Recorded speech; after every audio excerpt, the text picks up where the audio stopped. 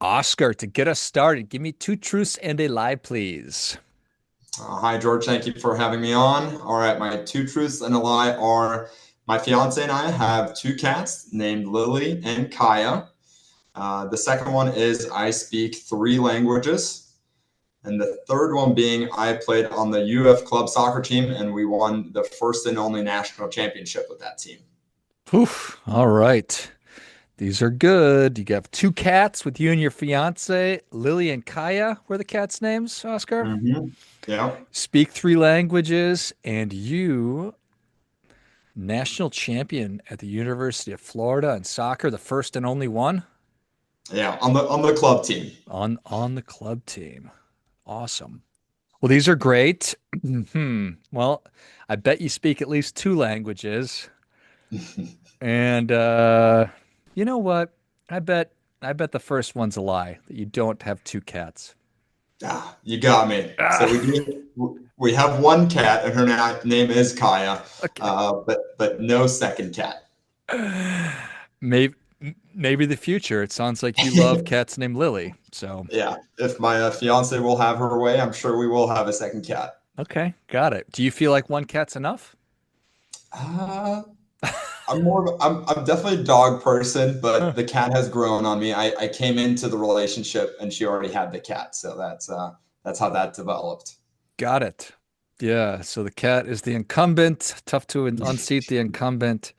All right. And you do in fact speak three languages?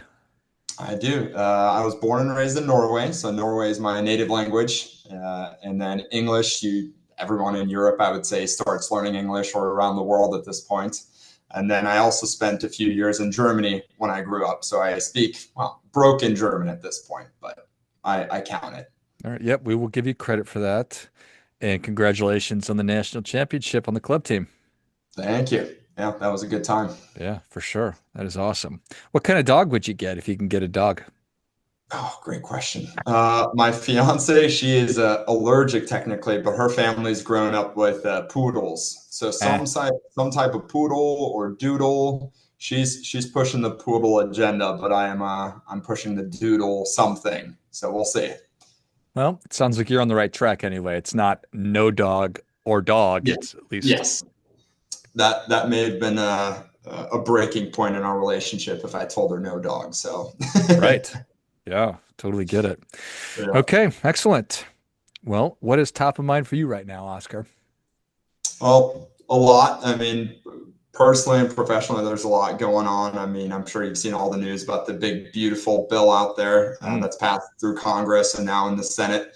But on the personal front, which is kind of marinating or marrying my professional life, is family planning. I'm at the age where every other weekend I'm at a wedding or a baby shower, especially the latter. And and a lot of my friends and family know that I'm in the financial planning industry, and I know enough to be dangerous when it comes to education planning, family planning, and so they come to me with all types of different questions, and it helps me, get back to the roots and do some research on my own. I'm a CFP, so I know plenty when it comes to education planning, at least.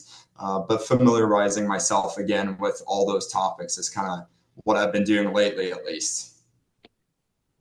And part of this family planning, is this also something that you and your fiance are engaged in, Oscar? Uh, Early stages, so no kids on the way yet. The only planning we're doing is for potentially a dog, but yes, there will be kids in the future at some point. So this is good practice when I talk to clients and friends as well. Yeah, yeah. Well, it's been a couple of years for me since I went through that whole deal of getting married and having the conversations about children. So I couldn't help myself but to ask because most Yeah. people just can't help themselves but to ask extremely personal questions to people they barely know. So I wanted to take that opportunity. So, okay, good. Yeah. Are people excited about the potential of paying for college these days? Does it terrify the heck out of them? Somewhere in the middle? I think it's one of those topics that no one wants to touch until it's almost too late in a lot of instances. Hmm. Uh, People know it's a big expense that will be on the horizon, but it seems like such an insurmountable amount of money down the road that it's one of those things that you just put on the back burner longer than you should, when in reality, there's a lot of simple planning tips that or tricks that you can implement now, and have it not be so detrimental down the road, if you will. So, a lot of the things that I try to do is try to tackle those questions and tackle those strategies as early as possible. As we all know, the earlier you start investing, the better off you are, just because of compounding interest is on your side. It is one of those superhuman things that we do. We know something's important. We know it's going to take a lot of money to save, yet we just don't want to do it right now. So, little Yeah. things. So, is it a function of are people, well, it's all relative, but are people thinking we want to be able to pay for all of this? We want to pay for some of it? What are some of those conversations? Yeah, it's very personal. It's very emotional for a lot of people. If you come from a family where your parents paid for your whole education, most of those people then want to, pass that on and pay for all their children's education. I have clients that fall into that category, and I have clients who said, "Hey, I worked my way through college. I paid for my own tuition, room and board, and I made it out either debt free or was able to pay off my debt relatively quickly. My children should be able to do the same." And there's no right or wrong answer there. So it really boils down to what your emotional preference is, but the financial piece is such a big part of it these days, just because education costs have grown so much relative to inflation, relative to the rest of our expenses, that to say that your children are in the same position that you are when you went to college 20, 30, 40 years ago is not an accurate statement anymore, because kids these days have higher costs relative to their future incomes, and relative to what colleges and universities used to cost. So those conversations vary very widely in how they go and how people want to prepare. There's so many different variables that are going into this, and that was a wonderful example talking about, well, my folks paid for my college, so it's also important that we do that for our kids. Or I worked and I graduated without any debt. So those are both very viable, and they happen all the time. And the cost of education is not the same across schools, across states, even in cities. I'm sure that there's schools in Florida that cost $100,000 a year, and probably schools that are great that cost $8,000 a year. Yeah. No, you're exactly right. And for each one of those scenarios, parents as always try to plan for things as much as they can and try to control things that are probably out of their control. If you went to, I'll use Harvard as an example now that it's in the news so much, but if you went to Harvard, more than likely you'd love for your children to go to Harvard as well. But the way that college system works these days, it doesn't have as much emphasis on the alumni portion, which is a good thing. But again, the getting into these universities isn't what it used to be either. So parents can't, they can only control that are sorry, the factors that are within their control versus those that are out of their control. So that is also a conversation we have to have, that is not part of the financial piece, but again, on the emotional side of money, to where we say, hey, what if they don't get into Harvard? What does that look like? What are the next options, and how do we fund those things? And, based on our original plan, depending on, did we use a 529 plan? Did we use a prepaid plan, Coverdell plan, all these different options out there, which one fits the most viable scenarios? And how do we try not to pigeonhole ourselves into one corner and say, hey, my kids are definitely going to go to Harvard. We're going to use these accounts. And then 3 years later, that doesn't happen to be the scenario. So, those are all fun conversations. Yeah, and it's every one of these conversations is super important and can be extremely challenging.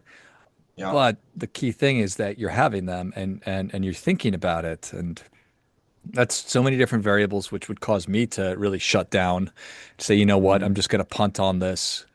But to your point, that's not a winning strategy, because the earlier that we start saving, the easier it is to obviously accumulate a greater amount of money. So those conversations around, is it is it a values driven conversation? Or is there's practical, it's close to us, it costs less, it's the alumni network. If I don't how important it is to go through that sort of decision matrix. Yeah, it depends on the person, of course. I have people I work with that just say, "Hey, we just want to look at in-state public universities because we know that that's within our budget, or we'd really like for our kids to stay within." I'll use Florida as an example because that's where I'm based. But then we have others who say, "Hey, I don't mind paying the private university tuition for my kids to go out of state somewhere because I want them to have that experience." But again, it's hit or miss with the parents how open they want to be about that. Again, some of them don't want to show how much control they want in that relationship, I suppose. But at the end of the day, it boils down to the same conversation as far as the financing of these programs, and how early we start is really the most important piece. Got it. All right. I think you mentioned three different methods. 529 plan that probably a lot of people are somewhat familiar with. Prepaid, which I imagine fewer people are, and then I think you said Coverdale. Yep. Yeah, so those are three of the probably most common ones. There's UTMA and UGMAs. I can give you at least a brief overview of what each of them are. So I'll start with the easier one, being here in Florida. We have something called a prepaid plan. I want to say there's probably 8 or 9 other states out there that also have a state-funded prepaid program. What it really is that you take today's tuition costs. So let's just say one credit at the University of Florida costs $500 in today's dollars, versus 18 years from now, it'll cost you $1,000. So what they allow you to do is you buy today's credits at today's prices at $500 a credit. And then in the future, when that tuition comes due at the University of Florida or any of the in-state public institutions, all those tuition credits are already paid for, and you paid for that 18 years ago or 15 years ago. So that way you take out the inflation piece of it, just because, again, the cost of college tuition has skyrocketed over the last 30, 40 years. So that way you take that risk out of it.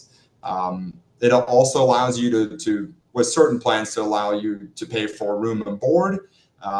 Unlike the 529 plans, it doesn't have as much flexibility when it comes to meal plans or fees. Or fees are included, but books and other things like that. So it really is plan dependent on what is offered. As far as the payment structures, you can pay for either each credit you can pay for separately in some programs, or you can pay for a semester or a year.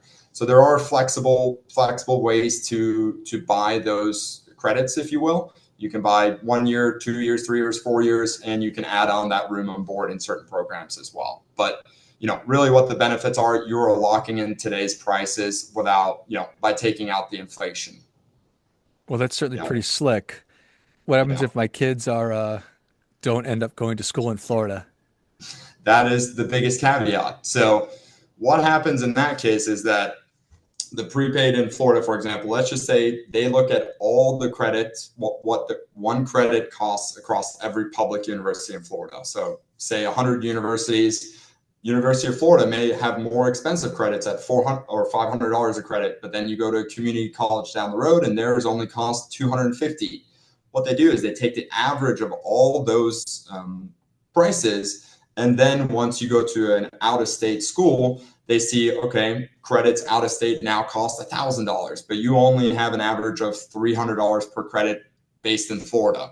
So now you're coming into this out of state school with only $300 per credit, when each credit really costs $1,000. So now you have to make up that difference out of pocket at that point. So that is by far the biggest, con when it comes to prepaid plans, because they really are not meant for out of state schools for the most part. There are scenarios where it works out where you go to a cheaper out of state school.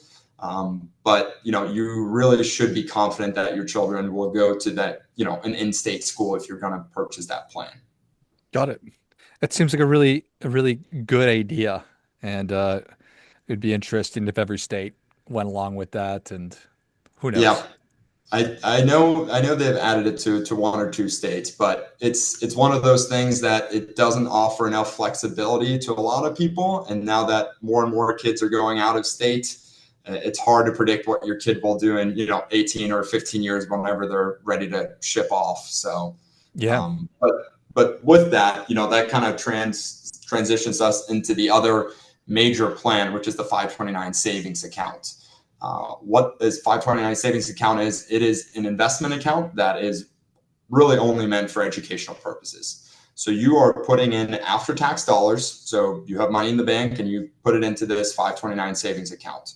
You allow that money to be invested, stocks, bonds, money market funds, what have you. You select the allocation, and that then grows tax-free for however long you need it to grow for. When your child or children then go off to university and you want to use those funds, you can pull money out of those accounts tax-free, which means that the growth in the account was tax deferred, and now all of what you're taking out is tax-free as long as it's spent on qualified educational expenses. So room and board, tuition fees, books, computers. You can use them for graduate school or dental programs or medical schools. So any supplies you need for any of those programs as well fall under that category. That is something that the big, beautiful bill now is trying to expand even further in being as flexible as possible. Because, unlike the prepaid plan, you can use this on almost just about anything when it comes to education-related costs. And so the benefit of this plan is that you're not set in a certain payment plan. You can contribute $50 a month. You can contribute $1,000 a month if you want. There are a couple of other perks to it in that anyone can contribute to it as well. If you as a parent open up a 529 for your children, grandparents, uncles, aunts, friends, neighbors, they can all contribute to this account for your child's benefit. What's nice about it as well is that you as the parent or the owner of the account keep complete control of the account. I briefly mentioned UTMA and UGMA accounts. Those are really investment accounts, custodial investment accounts for the benefit of children. But the biggest caveat there is that your child usually then gets custody of the account at the age of 18 or 21. So if you don't necessarily trust your child with $30,000, $40,000 at the ripe age of 18, then those may not be, the best option for you there. So that those accounts are better used for, buying a car or maybe a house down payment or something along those lines. But the 529 account allows you to invest for long-term educational goals. It also allows you to spend, a newer provision in it. You can use up to $10,000 per year on private school K through 12 now as well, per child per year. So that is a big benefit that a lot of people have started using and taken advantage of. If they think, hey, we have probably overfunded this 529 account for college, let's just use it for a couple of years of private school here. And that way we're not left with a huge amount, post college that we don't know what to do with. Trade. Yeah, go ahead. That's awesome. And I appreciate that. That's a nice feature that other people can make contributions to it, and then now you can use it for the education expenses outside of just college. What happens if my kid doesn't get a scholarship or doesn't use all that money? It just sits there and goes away, or what? Yeah, so there's a couple different options there. You as a parent could technically take that money and spend it if you wanted to. I don't recommend it because you will pay a 10% penalty on the earnings and you will have to pay ordinary income taxes on the earnings as well. So not something we typically recommend.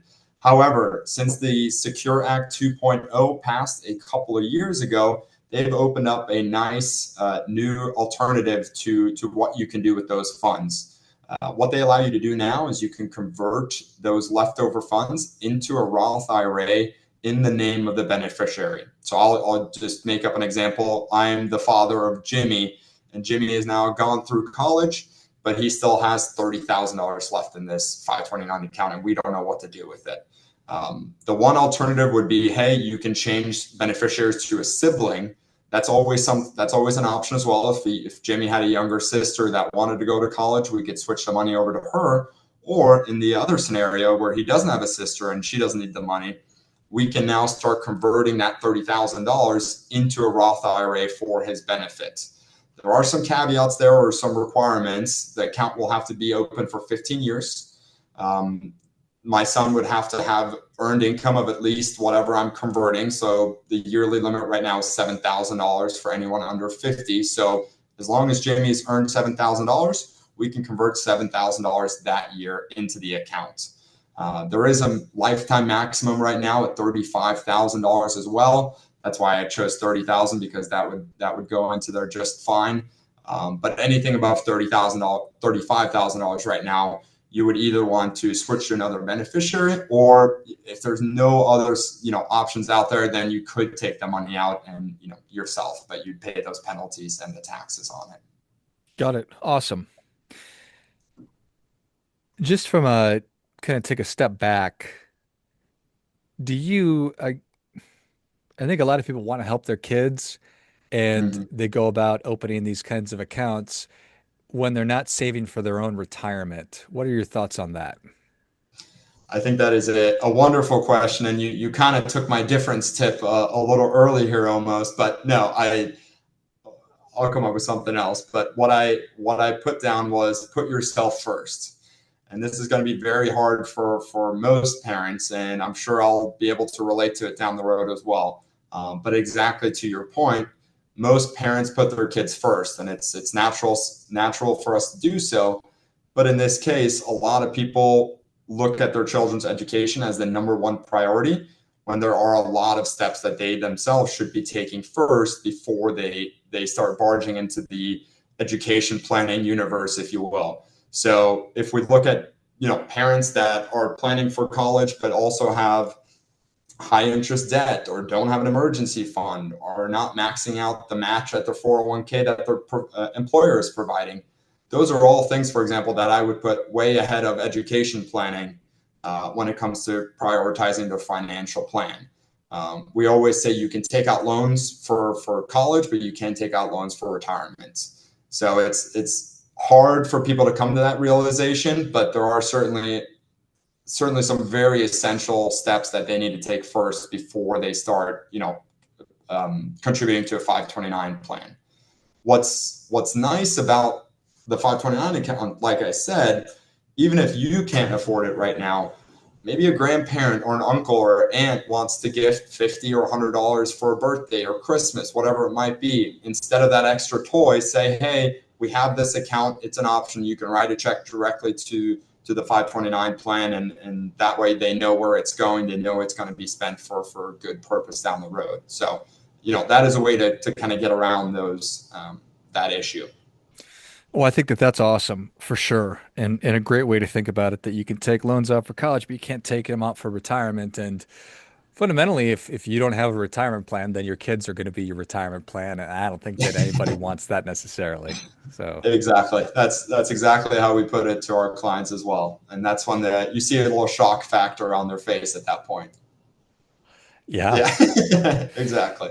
Yeah, I think it's awesome advice that you need to put yourself first. And I mean, as much as we want to help our kids, it's that literally is the mask on the airplane kind of a thing. You got to secure your own mask before you start taking care of children. So Yeah, no, that's a great example. I love it. I love it. We will count that as a difference making tip, Oscar, because I tried to steal your thunder, but You're ahead of me. um, you've given us a lot to think about, and this is like most everything else that we're planning for. It seems like it's really, really, really complicated, but when you actually sit down and you ask the right questions, you sit down with somebody like you, it becomes a lot more manageable. I can get my arms around it, I can get my brain around it. We can actually start planning versus if we just keep it in our heads and hope that it's going to take care of itself or wait for the right time to be thinking about this kind of stuff. I don't know that that right time is ever going to show up. Yeah, no, you're exact. I mean, just like a lot of big topics that you tackle that I handle. I mean, estate planning, for example, is not something anyone ever really wants to talk about, but education planning is another one of those elephants in the room that no one really wants to talk about until it's really time to do so. And exactly to your point, there is so much out there, but it's manageable. It's just taking that first step, getting acquainted with the different funding options, what your state offers, the different scholarships out there. There's loan programs. I know I'm naming a bunch of things here, so it seems more complicated. But getting a start by speaking with someone or just familiarizing yourself online is a great place to start. Even for our clients that seek out professional help, I send a lot of them to a website called Saving for College.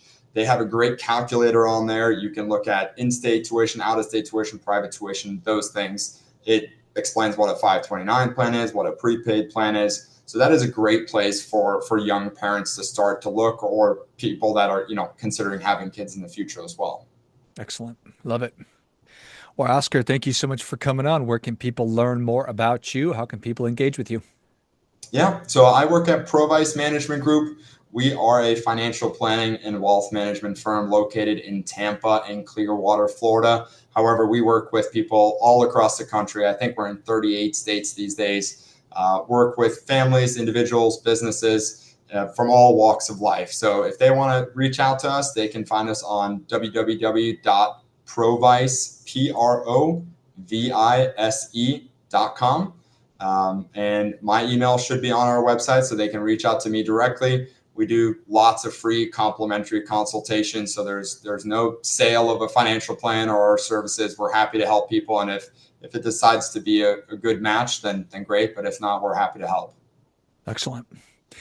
Well, if you enjoyed as much as I did, show Oscar your appreciation. Share today's show with a friend that also appreciates good ideas. Go to Provise, Provise.com. Check out all the great resources. You can track Oscar down on the site, shoot him a message, and have that initial conversation. If you've got kids, it's probably something that's been on your mind, or you think about that it should be on your mind, whatever. Just have that initial conversation and find out what it's going to take to help your kids get to where they want to go, or whatever it's going to take to get those kids out of the house, for goodness sakes. Thanks again, Oscar. Thank you. Finally, friendly reminder, there's never going to be anybody more interested in your financial success than you are. So act accordingly.